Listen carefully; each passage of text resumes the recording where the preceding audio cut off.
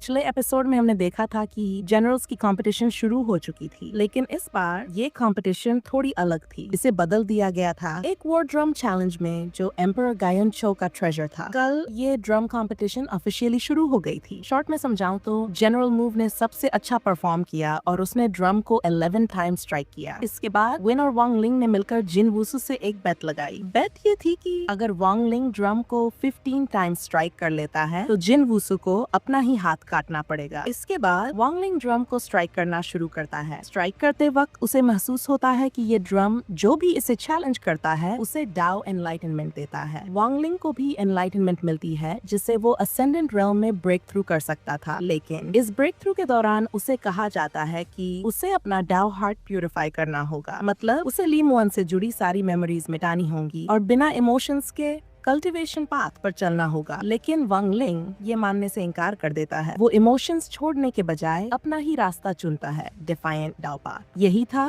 पिछले एपिसोड का पूरा समरी। अब चलते हैं कहानी के लेटेस्ट पार्ट की तरफ। स्टोरी आगे बढ़ती है जहां वांग लिंग अपनी 15 स्ट्राइक करने की तैयारी कर रहा होता है, लेकिन जिन वुशु नहीं चाहता था कि वांग लिंग ये बेट जीत जाए, इसलिए वो पीछे से वांग लिंग पर अटैक करने की सोचता है। ये बात डेप्यूटी थियान और एम्परर गायन चो दोनों नोटिस कर लेते हैं और दोनों जिन वुशु को रोकने की कोशिश करते हैं, लेकिन तभी अचानक एक और इंसान इंटरवीन करता है और डेप्यूटी थियान और एम्परर गायन चो से पहले ही जिन वुशु को रोक लेता है। ये देखकर एम्परर गायन चो भी शॉक हो जाता है और ऐसा लगता है कि वो पहले से ही जानता था कि इंटरफियर करने वाला कौन है। इसके बाद जिमोसो की नजर उस ओरा पर जाती है जो वांग लिंग की तरफ आ रही होती है। उसी वक्त वांग लिंग अपनी 15 स्ट्राइक रिलीज करता है और ये स्ट्राइक जिन वुशु को भी हिट कर जाती है। इस तरह वांग लिंग सक्सेसफुली 15 स्ट्राइक्स पूरा कर लेता है। इसके बाद एम्परर गायन चो वांग लिंग की तारीफ करता है कि उसने अपना खुद का रास्ता चुनने की हिम्मत दिखाई, यानी डिफाइंट डाओ। लेकिन ज्यादा देर नहीं होती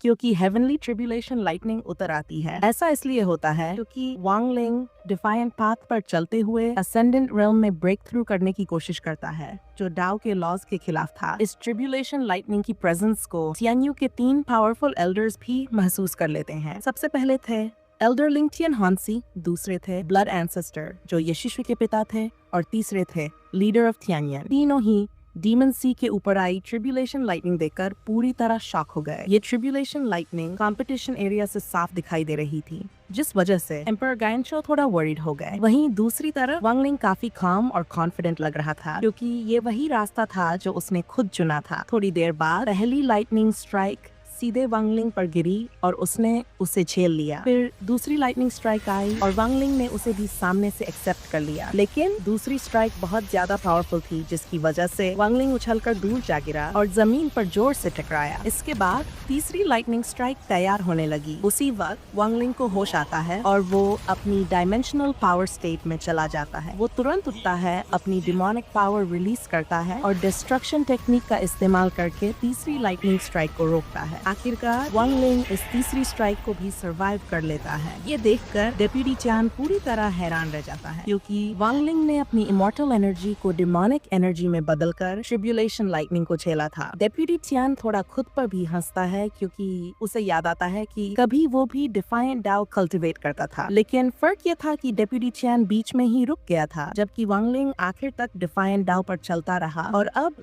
सीधे हेवनली ट्रिब्यूलेशन का सामना कर रहा था। वांग लिंग के इस पैथ से इम्प्रेस होकर डेप्यूटी टियान उसे एक रिकवरी पिल देता है। वांग लिंग पिल लेता है और बिना देर किए उसे खा लेता है। इसके बाद वो अगली ट्रिब्यूलेशन का सामना करने के लिए खुद को तैयार करता है जो पहले से ही बननी शुरू हो चुकी थी। लेकिन उसी पल एम्परर गायन चो को एहसास होता है कि उससे बहुत बड़ी गलती हो गई है। उसने वांग लिंग को इंपीरियल टेरिटोरी के अंदर ट्रिब्यूलेशन फेस करने दी थी क्योंकि ये कोई नॉर्मल ट्रिब्यूलेशन नहीं थी, ये थी हेवनली डाओ ट्रिब्यूलेशन जिसका मकसद था वांग लिंग के एग्जिस्टेंस को पूरी तरह मिटा देना, सिर्फ इसलिए क्योंकि वो डिफाइंट डाओ से चिपका हुआ था। इसका मतलब था कि इंपीरियल डोमेन के अंदर तबाही और ज्यादा बढ़ने वाली थी। एम्परर गायन चो वांग लिंग को दूसरी जगह शिफ्ट करना चाहता है, लेकिन ये इम्पॉसिबल निकलता है क्योंकि हेवनली डाओ पहले ही वांगलिंग की लोकेशन लॉक कर चुका था। तुरंत गायनचो दूसरा रास्ता चुनता है। वो पूरे इंपीरियल टेरिटरी से मैस इवैक्यूएशन शुरू करवा देता है ताकि आम लोगों को नुकसान न हो। इसके बाद एम्परर गायनचो 8 शैडो क्लोन्स रिलीज करता है टेलीपोर्टेशन फॉर्मेशन तैयार करने के लिए और सिटी के एंसेस्टर्स से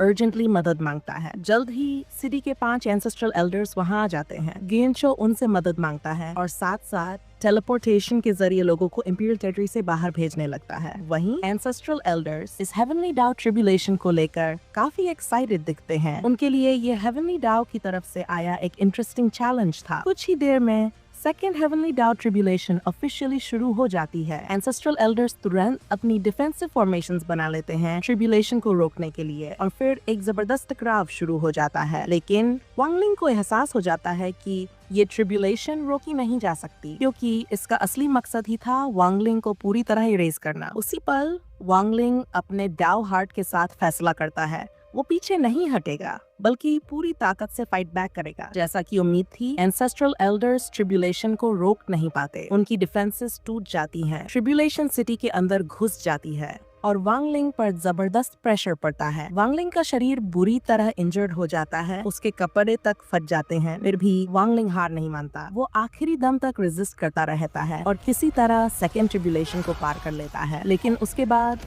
वांगलिंग के शरीर की सारी ताकत खत्म हो चुकी होती है और वो वहीं पर सीधे कोलैप्स हो जाता है। वॉर ड्रम अचानक से एक जबरदस्त एनर्जी रिलीज करता है और उसके साथ एक आवाज गूंजती है जो वांगलिंग की तारीफ करती है। वो आवाज कहती है कि उसे वांगलिंग के डिफाइंड डाओ पाथ में इंटरेस्ट है। इसके बाद वांगलिंग बेहोशी की हालत में चला जाता है और उसी अनकॉन्शियस स्टेट में वो उस आवाज से बात करता है। वो आवाज एंशिएंट डीमन की थी। एंशिएंट डीमन वांगलिंग को बताता है कि डिफाओ एक ऐसा रास्ता है जिसे बहुत कम कल्टिवेटर्स चुनते हैं क्योंकि ये सीधे हेवनली डाओ के खिलाफ जाता है। एंशिएंट डीमन वांगलिंग की अब तक की स्ट्रगल से काफी इम्प्रेस होता है। यही वजह थी कि वो पहले ही वॉर ड्रम आर्टिफैक्ट के अंदर से जाग चुका था। फिर एंशिएंट डीमन वांगलिंग को डिफायंट डाओ पाथ का हिस्ट्री भी बताता है। पुराने जमाने में इस डिफायंट डाओ पर सिर्फ 3 बड़ी पावर्स चली थी। पहले थे एंशिएंट गॉड, दूसरे थे एंशिएंट डेविल और तीसरा था वो खुद एंशिएंट डीमन। एंशिएंट डीमन मानता है कि अब वो सिर्फ एक सोल रेमनेंट रह गया है जिसे 9 पार्ट्स में बांट दिया गया था। उसके हर फ्रैगमेंट को अलग अलग एंशिएंट आर्टिफैक्ट ट्रेजर्स में सील किया गया था, जैसे कि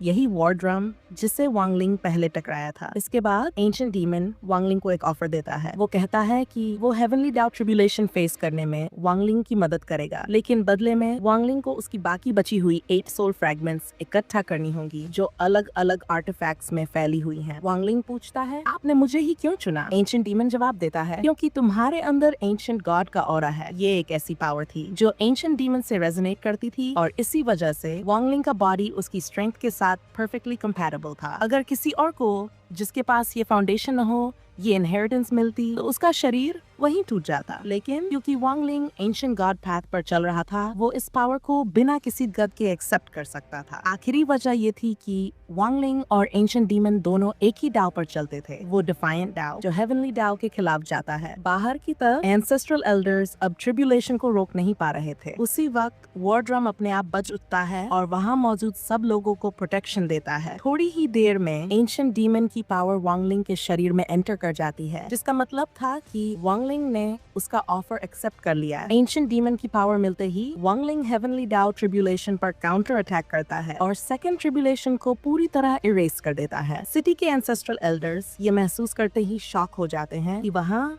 एंशिएंट डीमन की प्रेजेंस है। तभी उन्हें समझ आता है कि वांगलिंग को एंशिएंट डीमन ने चुन लिया है। इसके कुछ ही देर बाद थर्ड हेवनली ट्रिब्यूलेशन सामने आती है जो एक चिलन बीस्ट का रूप लेकर सीधे वांगलिंग की तरफ दौड़ती है। वांगलिंग एंशिएंट डीमन की पावर के साथ मिलकर तीसरी ट्रिब्यूलेशन का सामना करने आगे बढ़ता है और फिर एक भयानक बैटल शुरू हो जाती है। आखिरकार एंशिएंट डीमन की मदद से वांगलिंग तीसरी हेवनली ट्रिब्यूलेशन को भी हरा देता है। इसके बाद एंशिएंट डीमन ट्रिब्यूलेशन की एनर्जी को अब्सॉर्ब कर लेता है और काफी सेटिस्फाइड महसूस करता है क्योंकि उसे ये एनर्जी बहुत पसंद आती है। आखिर में लाइटनिंग ट्रिब्यूलेशन पूरी तरह खत्म हो जाती है। फिर एंशिएंट डीमन वांगलिंग के साथ एक पैक्ट बनाता है। दोनों डिसाइड करते हैं कि वो 3 मंथ्स बाद ड्रैगन लेक में फिर मिलेंगे, लेकिन वांगलिंग अभी पूरी तरह रिकवर नहीं हुआ था, इसलिए वो तुरंत एक सेफ जगह ढूंढता है और सिक्लूडेड कल्टीवेशन शुरू करने की तैयारी करता है। इसके बाद सिटी के एंसेस्ट्रल एल्डर्स धीरे धीरे अपनी स्ट्रेंथ वापस पा लेते हैं, लेकिन वो कंफ्यूज हो जाते हैं क्योंकि वांगलिंग कहीं भी नजर नहीं आता। वो एम्परर गायन छो को ऑर्डर देते हैं कि 3 मंथ्स के अंदर वांगलिंग को ढूंढा जाए और साथ ही सिटी को फिर से रिबिल्ड किया जाए, जो ट्रिब्यूलेशन की वजह से बुरी तरह डिस्ट्रॉय हो चुकी थी। गायन छो ये ऑर्डर काफी रिलक्टेंस के साथ एक्सेप्ट करता है। वहीं दूसरी तरफ वांगलिंग पहले ही एक सिक्योर जगह में छिप चुका था, इमॉर्टल ट्रेजर वॉल्ट में, खासतौर पर एम्परर चिलिन के स्टोरेज स्पेस के अंदर। वहीं पर वांगलिंग अपने अगले ब्रेक थ्रू की तैयारी करता है,